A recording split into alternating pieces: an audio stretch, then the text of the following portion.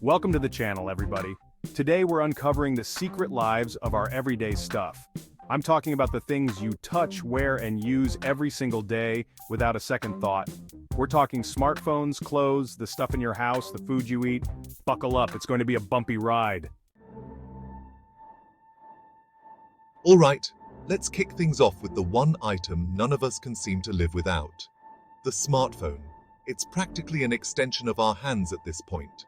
This magical rectangle connects us to the world, stores our deepest secrets and embarrassing selfies, and somehow knows exactly what we want to buy before we even do. It's like a personal assistant, a diary, and a shopping buddy all rolled into one. But have you ever stopped to think about what it takes to make one of these things? The journey from raw materials to the sleek device in your hand is more complex than you might imagine. I'm not talking about some dude in a factory slapping them together. It's a highly intricate process involving numerous steps and countless hands. We're talking rare earth elements, people. These are the unsung heroes of modern technology. You know, those things with crazy names like neodymium and dysprosium. They might sound like villains from a Marvel movie, but they're actually crucial for your phone's functionality. They sound like villains from a Marvel movie, but they're actually what make your phone vibrate and display those vibrant colors. Without them, your phone wouldn't be the same. And guess what? Mining these elements is messy business. It's not just a simple dig and collect operation. We're talking environmental damage, human rights concerns, the whole shebang. The impact is far-reaching and often devastating. But hey, at least we can post a fire selfie on Instagram, right? It's a small consolation for such a big problem. And don't even get me started on e-waste. The rate at which we discard old phones is alarming. We're churning out new phones faster than a Kardashian marriage, and those old models? They end up in landfills, leaching toxic chemicals into the earth. It's a cycle that's hard to break. Not exactly the kind of legacy we want to leave behind, right? The environmental toll is staggering, but it's not all doom and gloom, folks. There are glimmers of hope and positive change on the horizon. There are companies out there trying to do things differently.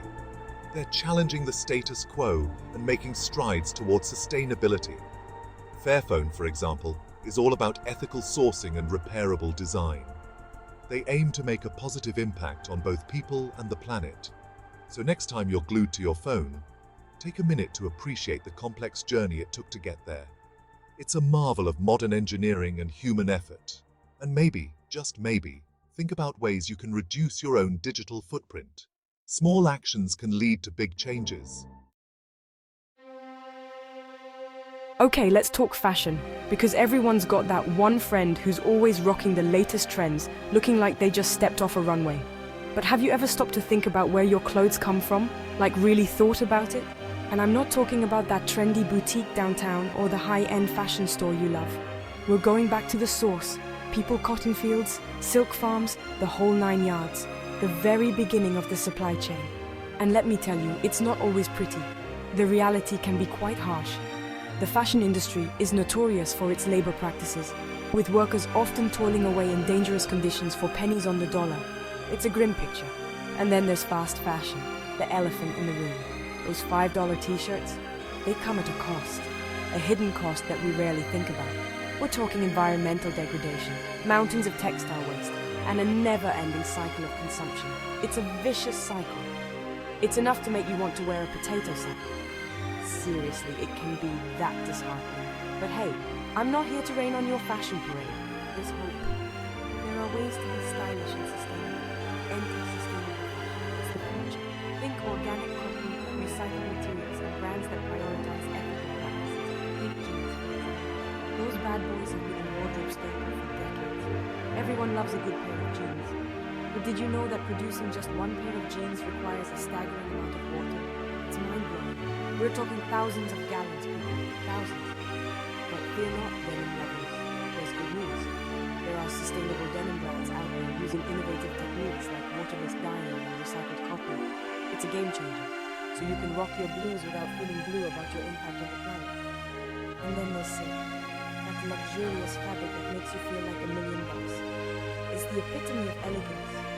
But behind that opulence lies a somewhat unsavory truth. The production process isn't always as glamorous as the final product.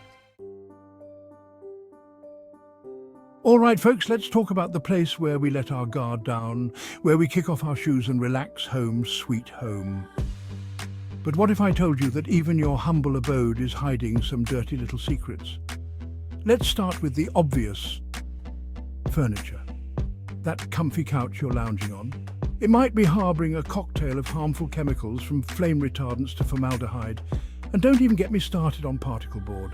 That stuff's basically sawdust held together by glue and dreams. But hey, I'm not here to tell you to live in a yurt. There are sustainable furniture options out there, people. Think reclaimed wood, bamboo, and even furniture made from recycled plastic. It's like giving your old milk jugs a second life as a stylish coffee table. And then there's the elephant in the room plastic. It's everywhere, from our food containers to our kids' toys. And for good reason. It's cheap, durable, and versatile. But here's the catch: plastic production is an environmental nightmare. We're talking fossil fuels, greenhouse gas emissions, and plastic pollution clogging up our oceans. All right, folks, it's time to talk about everyone's favourite subject, food. But before you reach for that bag of chips or order that juicy burger, let's take a closer look at the journey our food takes from farm to fork. Because here's the thing: our modern food system is a complex web of industrial agriculture, food processing, and long-distance transportation. And along the way, our food encounters a whole host of characters, from pesticides and fertilizers to GMOs and food additives. Let's start with pesticides. These chemical warriors are designed to protect our crops from pests, but they also come with a whole host of unintended consequences. We're talking soil contamination, water pollution, and even harm to human health. And then there's the issue of GMOs, or genetically modified organisms. These scientific marvels are designed to make our crops more resistant to pests, herbicides, and even climate change. But critics argue that GMOs pose unknown risks to human health and the environment. And let's not forget about food additives. These chemical concoctions are added to our food to enhance flavour, extend shelf life, and make everything look more appealing. But some additives have been linked to health problems, from hyperactivity in children to cancer. All right, gearheads and eco-warriors, it's time to talk about our love affair with the automobile. Because, let's face it, cars are more than just a mode of transportation. They're symbols of freedom, status, and maybe even a little bit of rebellion. But before we hit the open road, let's take a peek under the hood of the automotive industry. Because the truth is, our cars come with a hefty price tag, not just financially, but also environmentally and socially. First up, let's talk about oil. That black gold that fuels our engines also fuels a whole lot of problems.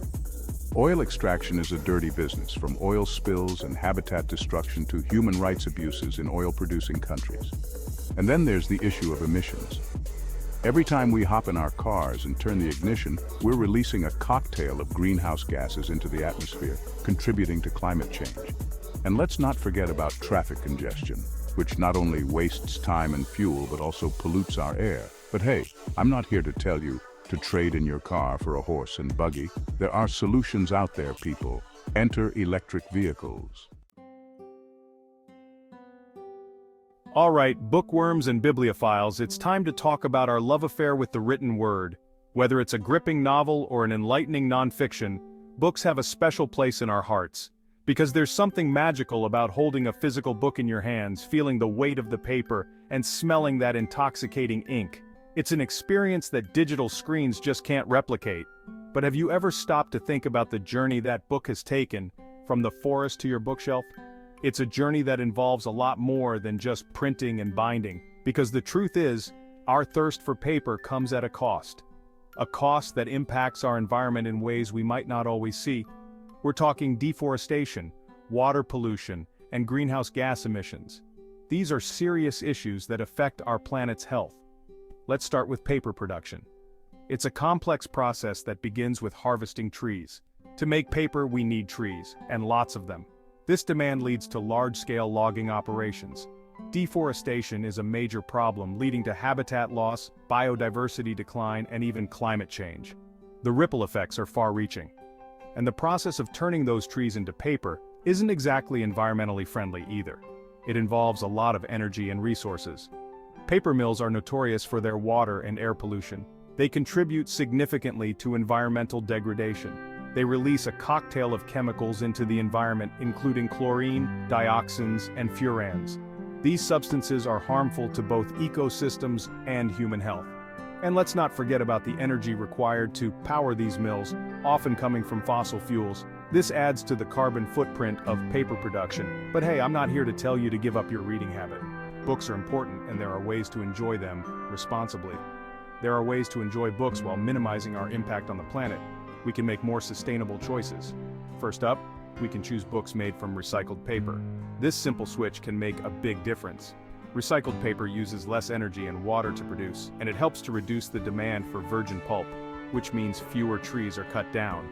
It's a win-win for both readers and the environment. So, there you have it, folks. The hidden stories behind the everyday items we often take for granted. From the complex supply chains to the environmental and social impacts, it's clear that our stuff has a story to tell.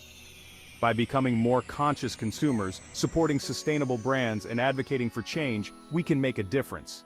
So let's choose wisely.